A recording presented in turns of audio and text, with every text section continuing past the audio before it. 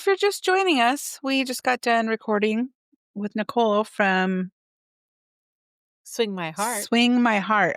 Knew it was Swing something. Swing My Heart podcast. Mm-hmm. So that was fun. We had a little collab. I finally got my Christmas tree up. You can see in the background. So pretty. Opting for the colorful lights this year mostly because the button that you push to change it is hidden behind presents and I can't reach it. So it is what it is and it's staying on from now until New Year's Day. You just leave it. It's never turning off ever. Yep. Okay. Well, anything new in TV movie land you wanted to talk about? Well, I mean, I think it's wonderful that Lori Loughlin is coming back to When Calls the Heart. I think I'm excited. I'm so happy.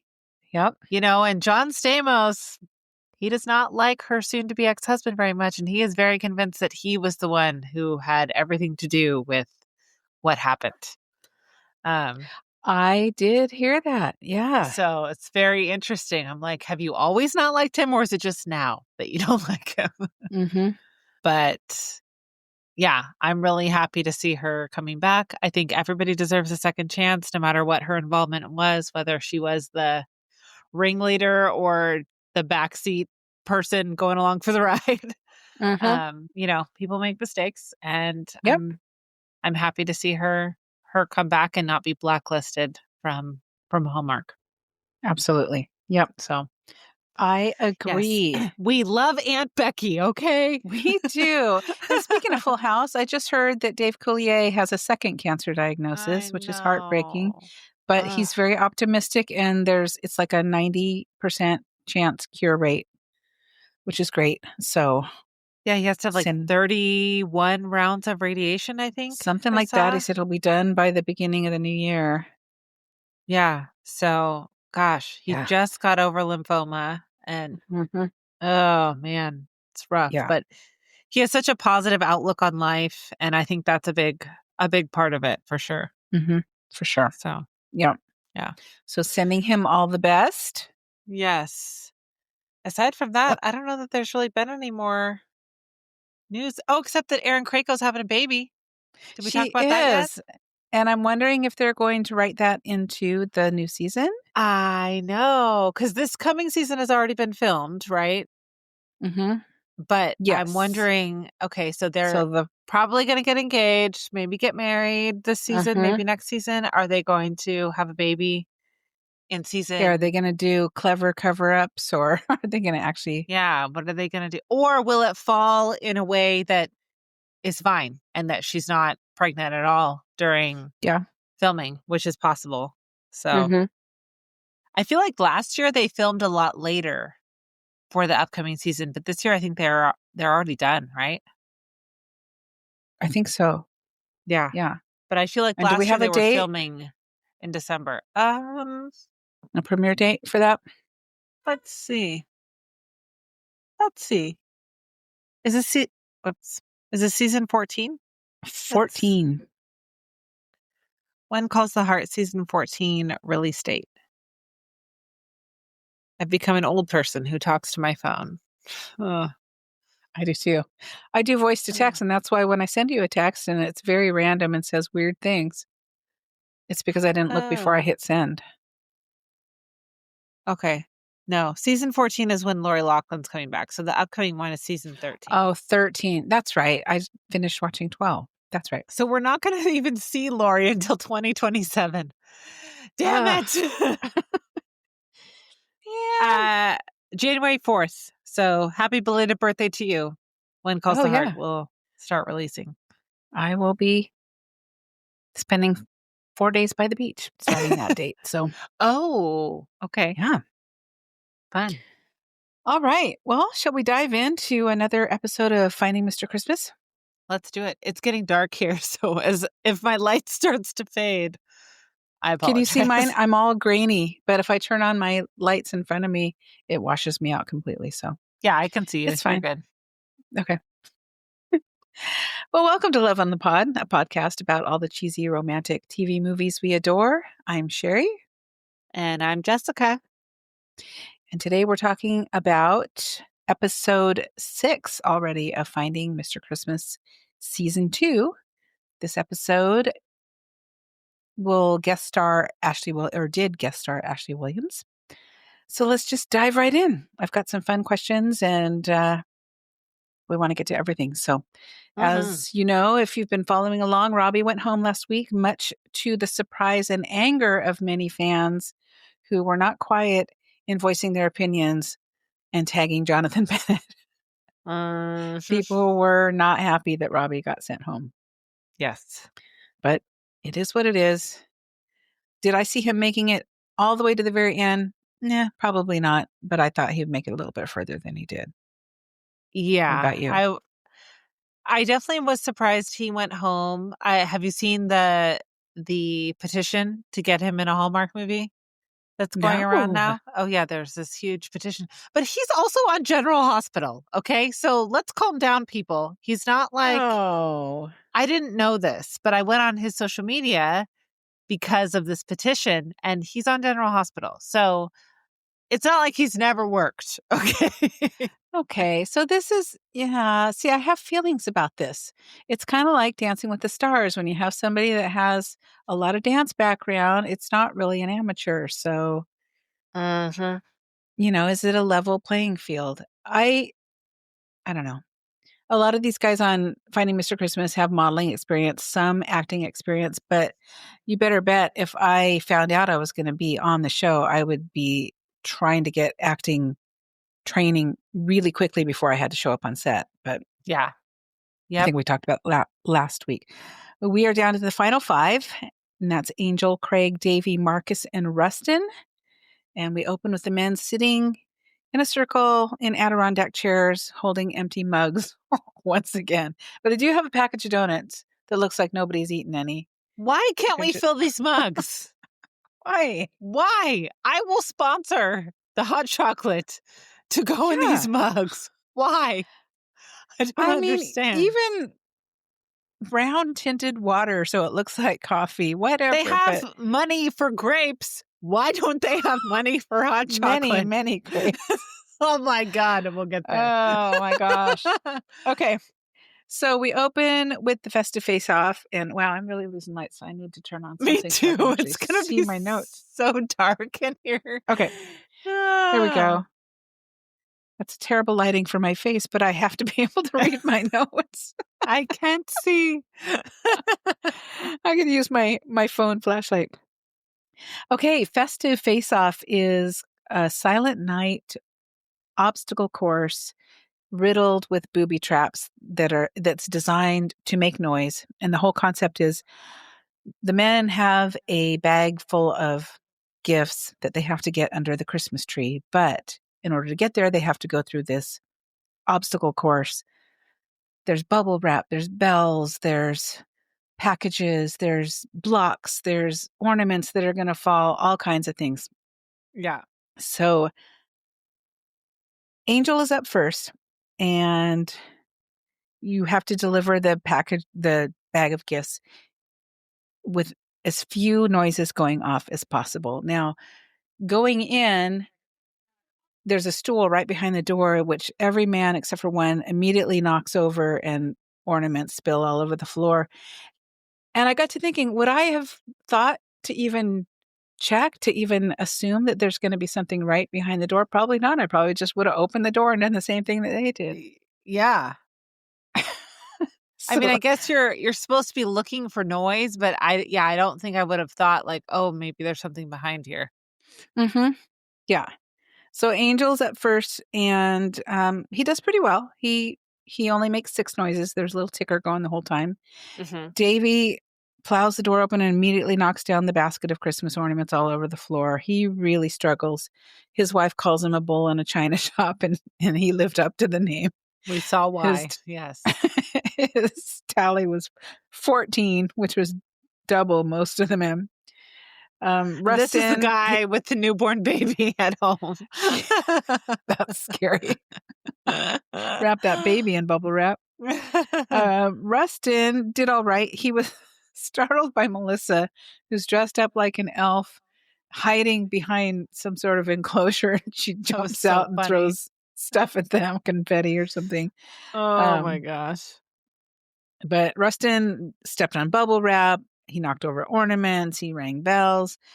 Craig, Craig was laughing the whole time because his pants were just too damn tight and he couldn't really move very well. He kept saying, He's tight like, pants, tight pants. My pants are so tight. So he got 7. Marcus is the only one who didn't knock down the ornament basket, but there were bells, more bells, bubble wrap. But then at the end, he finds his way up onto the table above the tree. And my thought was, from there, just huck that bag, but it probably would have knocked something over. But he was really smart. He decides to just jump over the rest of the obstacles and lands right in front of the tree. And he is the winner with only 5. Yeah. So I have a couple little discussion questions that I thought we'd go over. Do you feel like it was fair to booby trap the door with the ornaments? Should the man have expected something right off the top? Honestly, yeah, I think so. I mean, I think going into it, you know that you're starting this challenge. And so, yeah, you should expect it right away. They should have known. It's kind of like a haunted house. When you first walk in, somebody's going to be there to scream at you. Be ready for anything. Yep. So I think that it was just fine. Yeah, I agree. What would be your technique if you went through the course? Wear point shoes. Yeah, there you go. I mean, I feel like I'm fairly nimble for the most part, but there were a lot of things that you saw that you wouldn't necessarily think would make noise, like a rug or something that had something crinkly underneath. Yes. So it definitely was tough. I think Marcus was smart for jumping over all of that crap and not trying to walk through it. And because if you made noise outside of the obstacles, that didn't count. That was fine. It was just if you hit the obstacles that it ticked up your numbers. So he was definitely the one with the best strategy. Yeah, I agree.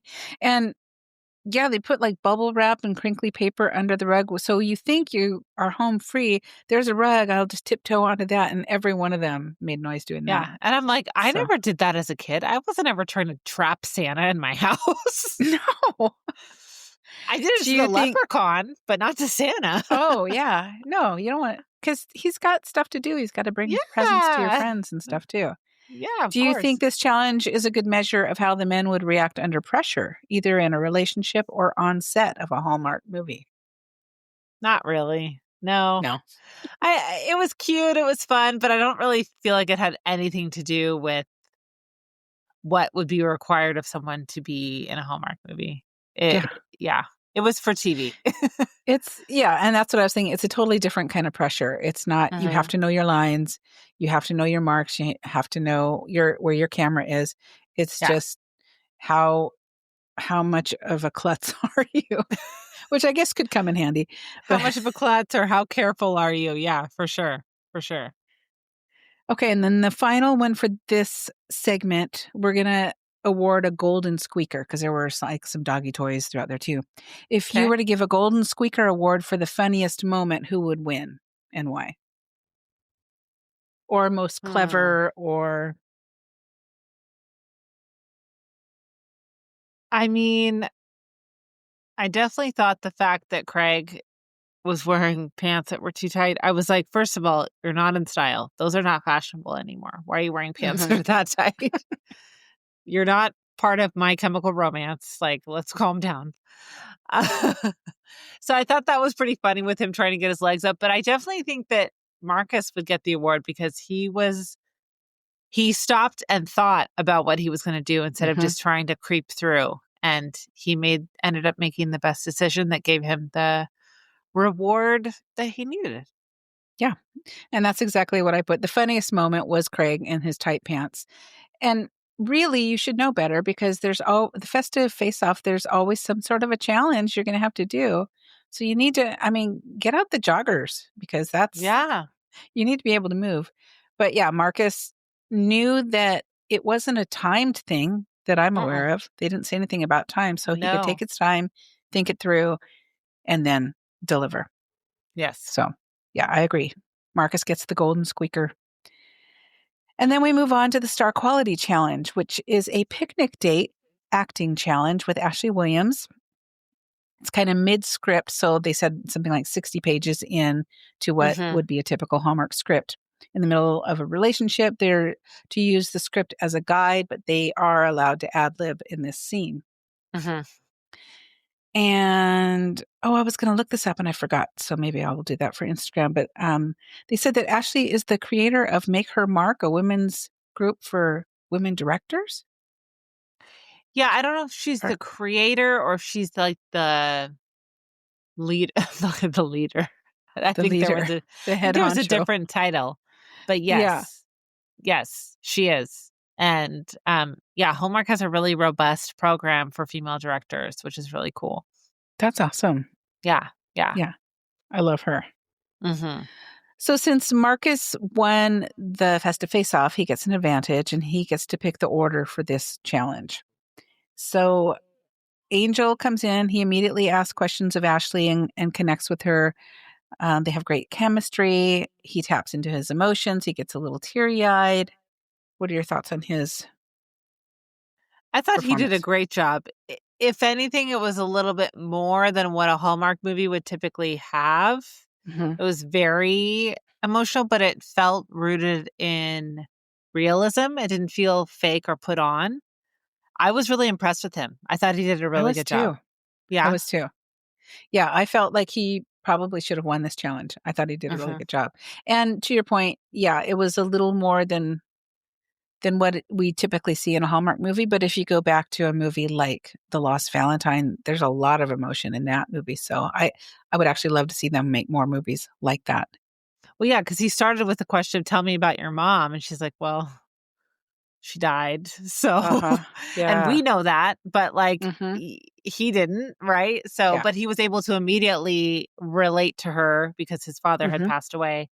And Ashley is just so great. Such a She's pro. just, oh my gosh, she's so impressive. Yeah. She's funny and she's engaging, but she also can get really emotional. As soon as the She got guys, teary-eyed too. yeah, as soon as you saw where the guy was going, she was right there with them.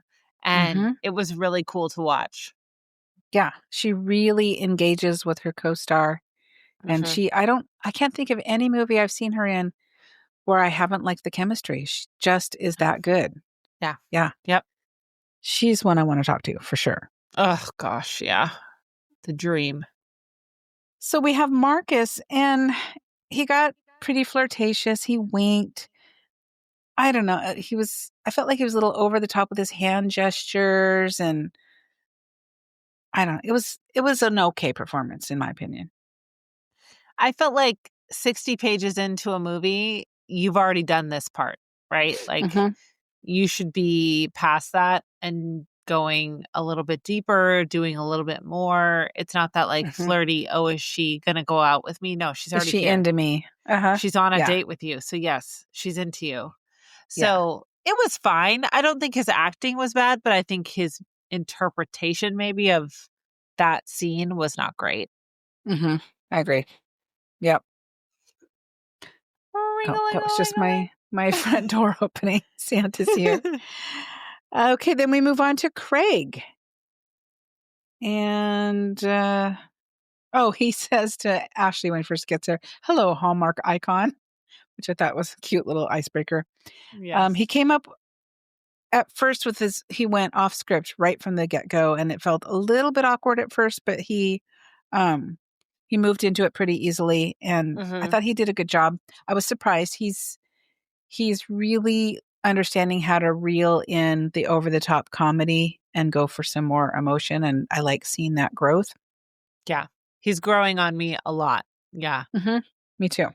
Yep. So I actually now, when I was on first episode, I was like, get this guy out of here. Mm-hmm. And now I'm thinking, I could see him top 3 for sure. Yeah, for sure. Yep. Davey, he plans to do a monologue at the end of the scene. I thought, oh no, don't do that. Don't do that, because you haven't proven your acting chops yet anyway. Excuse me. You're fine. But then he proceeded to eat grape after grape after grape. And even Jonathan and Melissa were, trying to get into his brain, stop eating grapes, for the love of God, stop eating grapes. As soon as I saw the first 15 seconds of this, I was like, he's done. He's going home. This is over for him. He's because then he gets them absolutely stuck in his trashed this teeth. scene. Yeah. They're like, what is he trying to do? Get grapes out of his teeth. That's what he's trying to do. And it's, they were told the food is all real food. It's there to eat and enhance the scene if you choose to do so. It wasn't like you're sitting down at Thanksgiving dinner and just noshing on some food. It's a prop and you use it sparingly. So his acting was a little rough. The monologue actually kind of worked, but I was so distracted by the grapes. And I wondered, was that nerves? I'm just going to keep eating because I'm nervous. Or did he really think that was going to add to the scene? I can't imagine.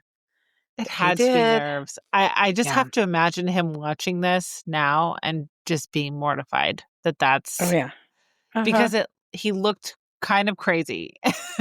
Just eating all of these grapes. And they were giant grapes. Yeah. And this was the guy, I thought he was going to win. And nope, his ship has sailed.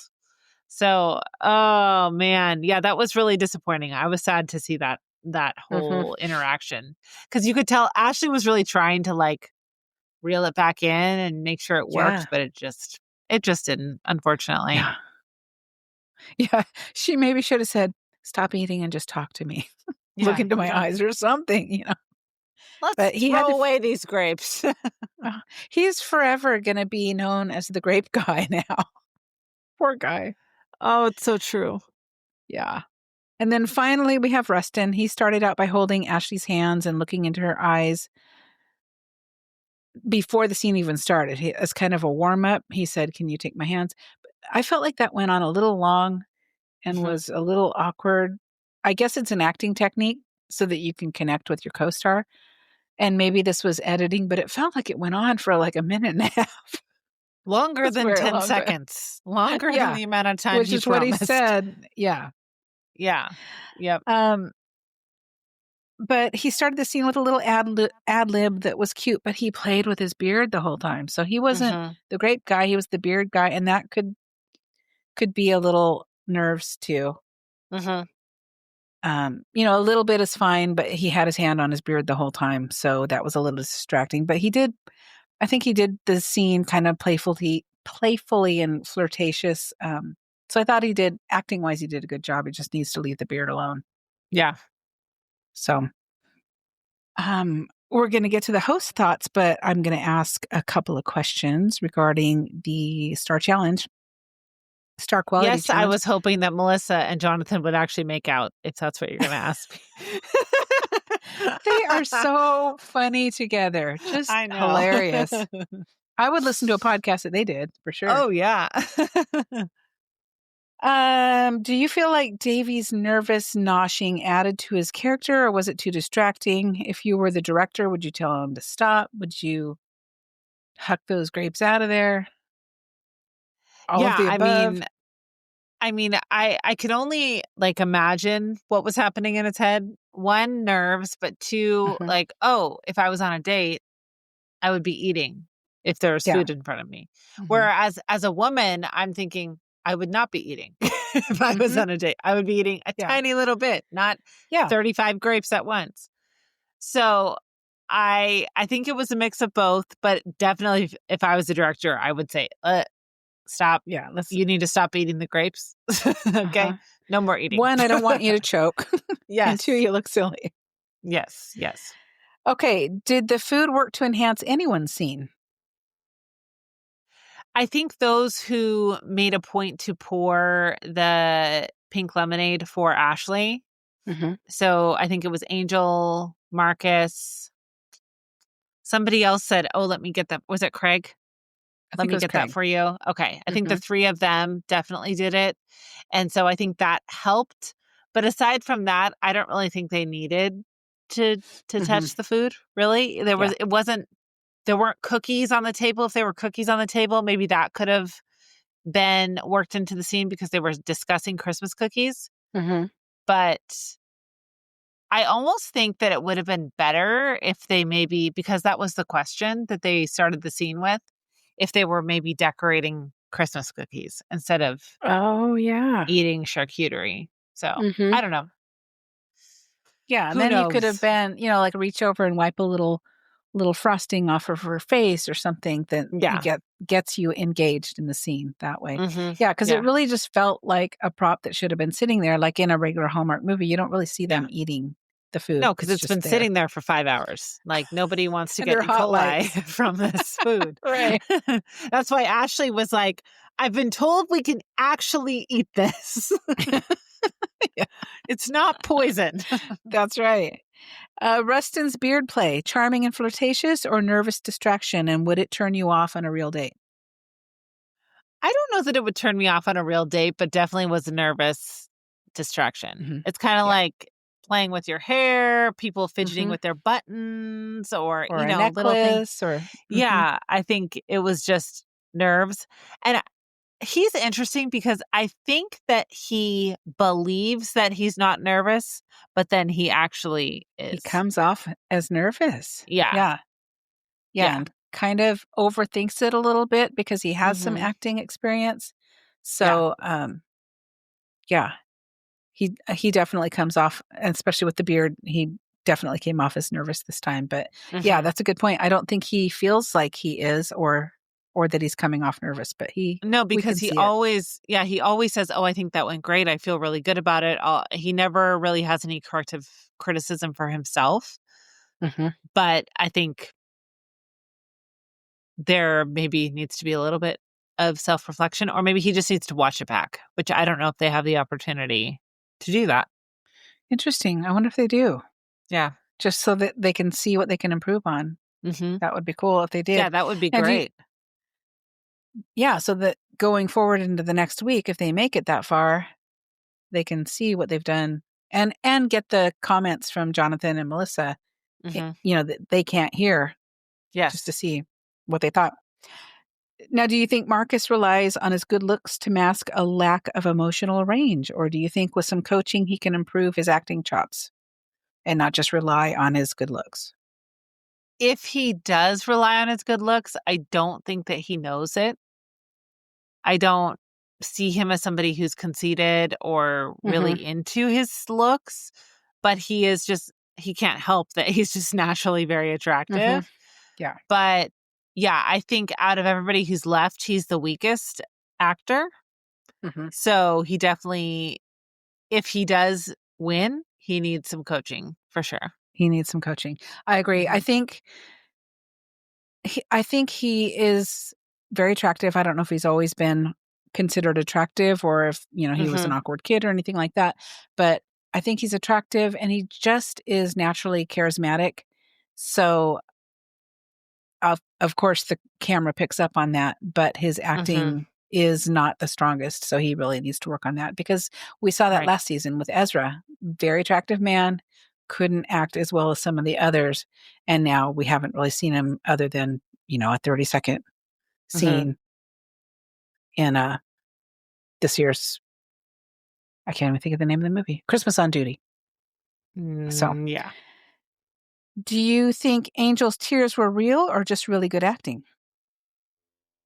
I think they were real. He seems pretty sincere and he seems very in touch with his emotions. I actually recently listened to an interview with Kelsey Grammer. This is going to seem like it's off topic, but it's not. I promise I'll bring it back. Okay. And he was actually on Pod Meets World, but he was promoting his new book. And the way that he can just like pull his emotion off of his sleeve and just cry mostly about his sister who was unfortunately murdered when he was younger is incredible. And then he just pulls it back together and keeps going and talks about whatever he's talking about. And I feel like there's just people who are like that. And Angel seems like somebody who is in that vein of just being able to tap into his emotion and then turn it off when it needs to be turned off. Yeah. So, yeah, I agree. He's doing a good job tapping into the emotions better than some of the other men. And some people might see it as too much, but that's, a good director can reel that in. So I think if he continues, he'll continue to do really well. Yeah. Craig finally found the balance of funny and emotional. Do you think that ability to adjust his performance based on subtle cues makes him the dark horse in the competition? Yes. I had little to no confidence in him in the beginning. I thought he was a jokester who was screwing around, probably couldn't act, and was trying to make up for that by being loud and annoying. But I think frat boy. I think it actually is that he has lower confidence and he was trying to cover that up with boisterous behavior. And so it just speaks to like, you got to ask questions. You got to get to know people. You got to understand their motivation, because he's really, the last 2 weeks has really changed my mind about him.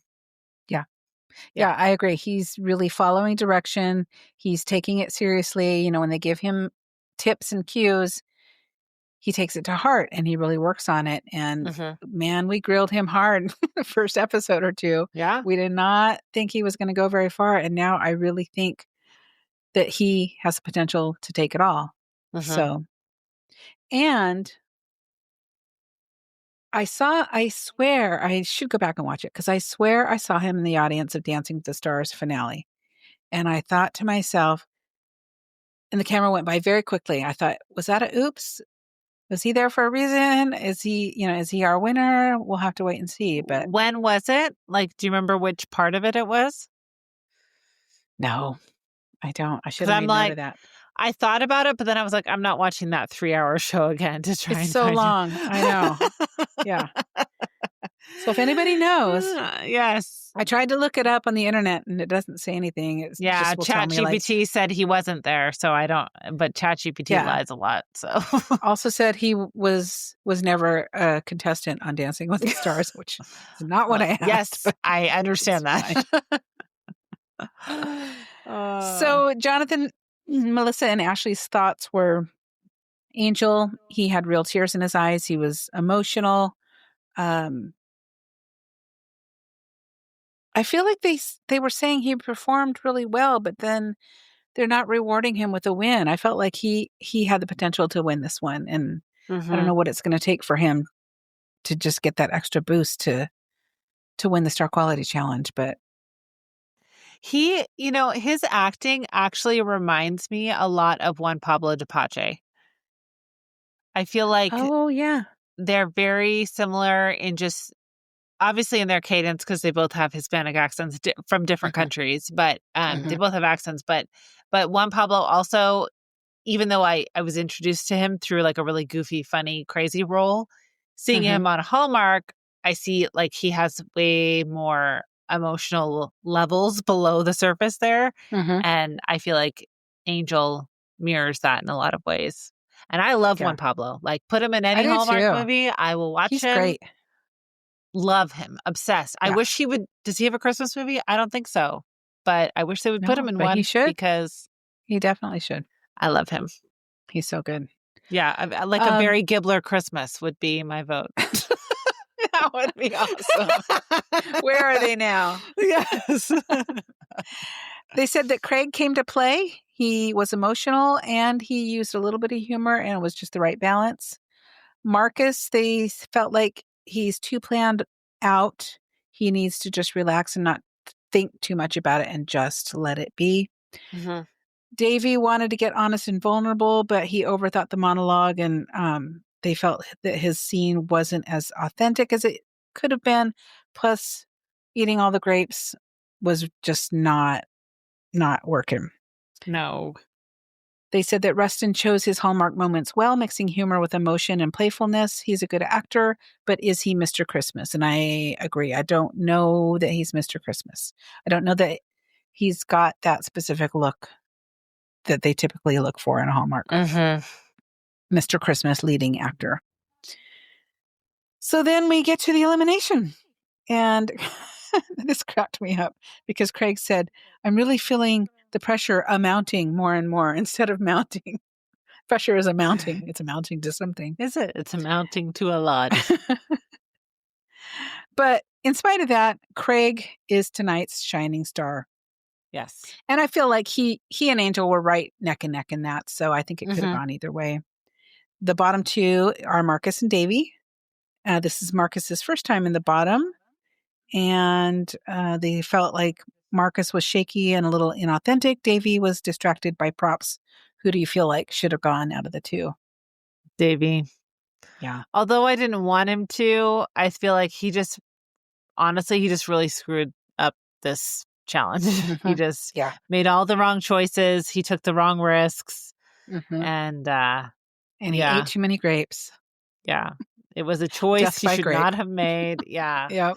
So I think he could be on Hallmark. I think he could do it, but he just, I think he maybe needs some more acting lessons. Yeah. He's definitely attractive enough. I mean, Ashley kept saying like he's distractingly attractive. Yeah. Yeah. He's very handsome. And now that I've gotten to know him throughout the 5 episodes, he doesn't remind me of Tom Brady anymore. So it's good. We're cool. Yes. So ultimately, Davy is the one that gets let go. And Jonathan said, what did he say? Your heart is bigger than your biceps, and that's pretty darn big. So that was episode number 6. And next week, the men are tasked with writing a thank you card to their biggest fans, their moms. And then the moms make a special surprise appearance. And a guest judge is Sharon Lawrence. So we're looking forward to that one. Sharon Lawrence. I think I know who that is, but let me double check.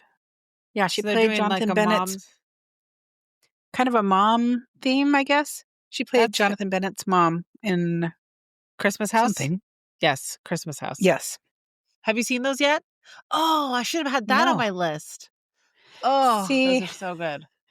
When someone asks you what your favorite Hallmark movies are, it's so hard. It's too hard.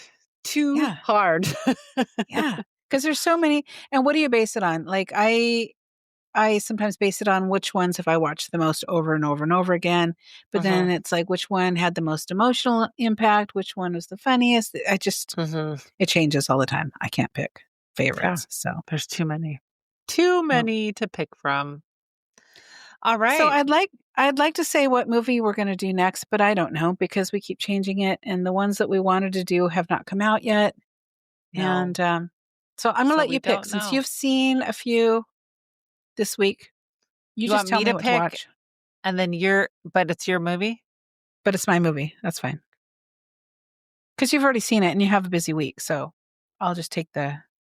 Do you want one that I hated or do you want one that I liked? That is the question. Just give me one and I'll have to guess whether you hated it or liked it. Okay. All right. I will look at my list of... I've been using the app to check off the movies that I've watched. Before we lose all our light, we're going to sign out, but be sure to follow us on Instagram at Love on the Pod and share your episode thoughts or ideas by emailing us at loveonthepod@gmail.com. Plus, you can text us with future movie recommendations using the link in our show notes.